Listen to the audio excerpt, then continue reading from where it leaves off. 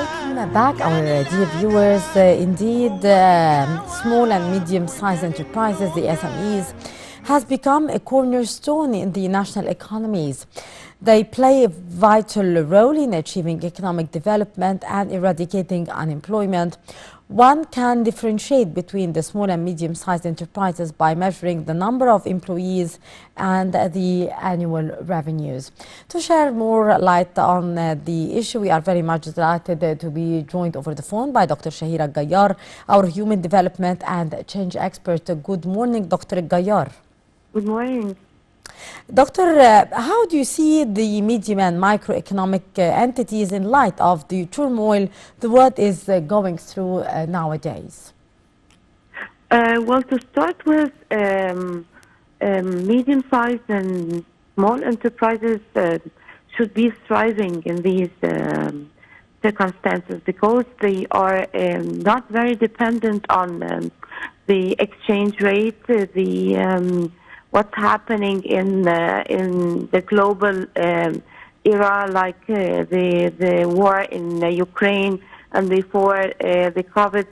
They really operate in a smaller environment that is less affected by these circumstances. For example, small enterprises that are B2B, that are serving other businesses, are more thriving in this circumstances because they have fewer people working. The human resources are not that much of a number. The capital they are using is less in figures. It is easier for such enterprises to find markets. That's not the case in bigger enterprises, mega enterprises. It's like a bit by bit steps in business formulation and operation and marketing. Indeed. Doctor, what are some of the obstacles facing these economic entities, the SMEs? Most of all would be marketing. And in this case, this is considered an opportunity because mega enterprises need mega marketing plans and promotions and such things. But with medium-sized enterprises and small enterprises, it's easier to market their products and even services. In some countries, small enterprises, medium-sized enterprises, even go for what we call domestic export. They market their products and their services within the country, but among different governorates or states. It's as if they are exporting in a non-export environment. How can we utilize the lack of exports and contribute to increasing the local production in Egypt? Well, Egypt is a big market. In fact, we are a mega market. We are more than 1 million potential buyers. Not exporting or difficulties in exports nowadays because of the Ukraine war and the global recession. We still have many opportunities because being a mega market means that we have different sections or segments of the market. We have multi-layers of potential buyers. We have infinite niches that we could target as a small enterprise or a medium-sized enterprise. Also, we have different cultures in Egypt, different purchasing powers, different tastes. That if we are talking about a B2C marketing or a B2C enterprise, meaning that the enterprise is selling a commodity, that's a product or a service, directly to the consumer.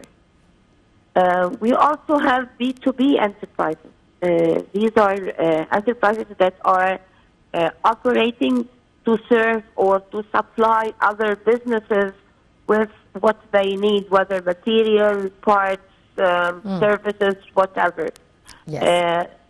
The market, the Egyptian market, is full of opportunity, given that we know how to market Yes. the product or the service. Yeah. Can you shed light about the importance of establishing and developing business startups, as well as the role in providing technical and financial support to entrepreneurs in the small and the medium businesses?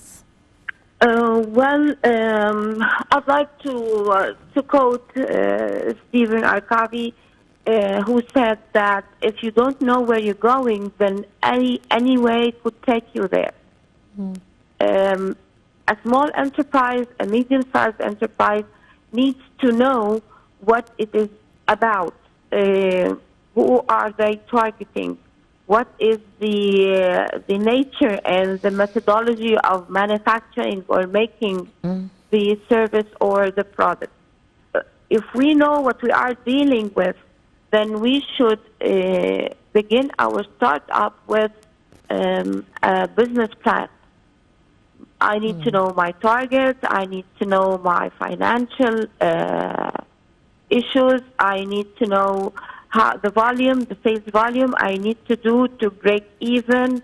The entrepreneur or people involved in a small enterprise or a medium-sized enterprise need to know all this themselves before people who are exerting aid,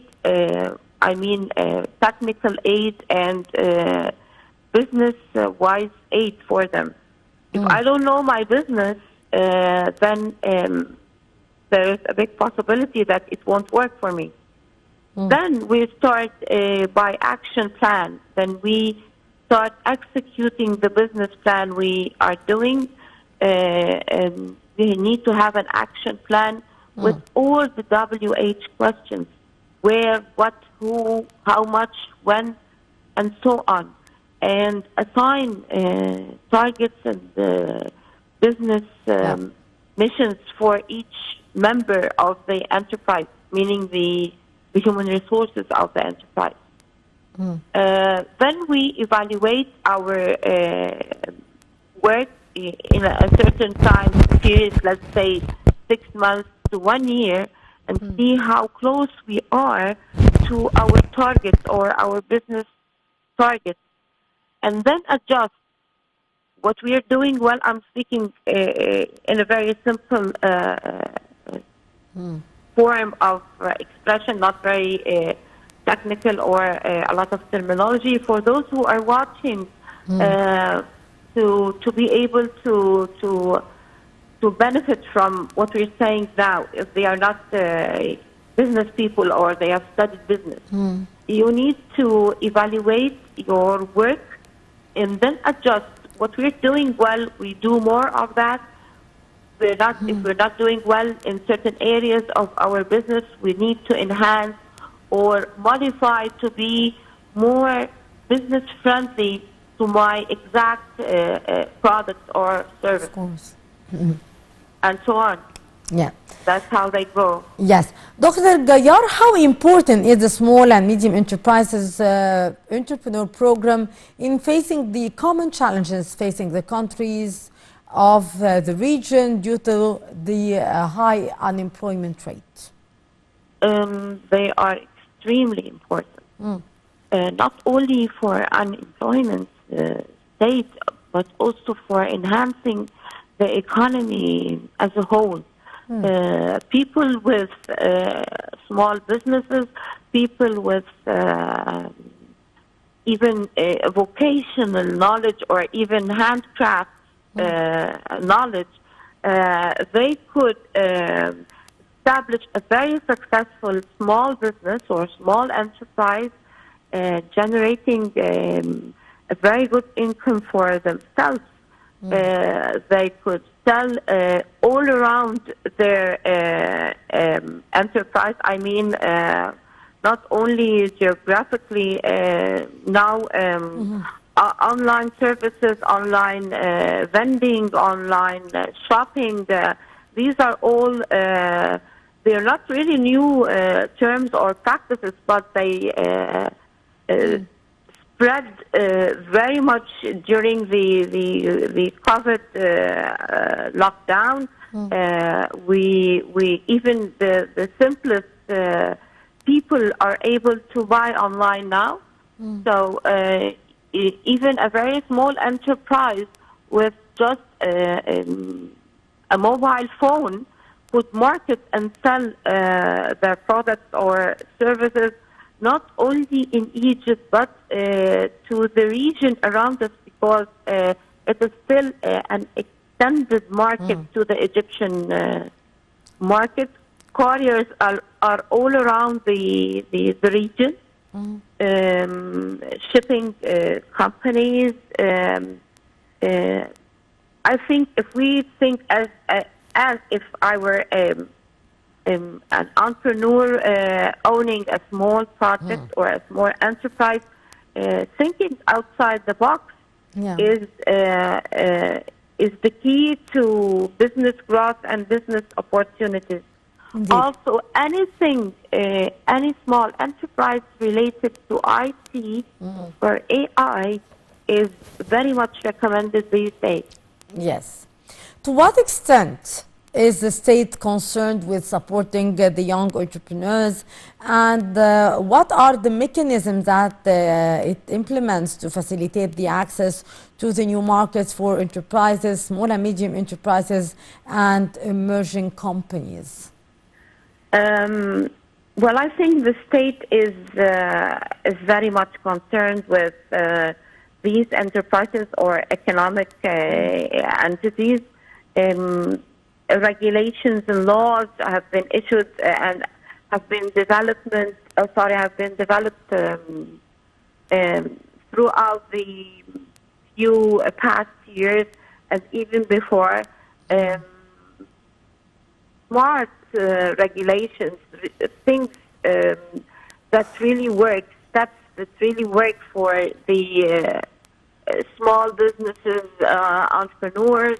This is about regulations and laws.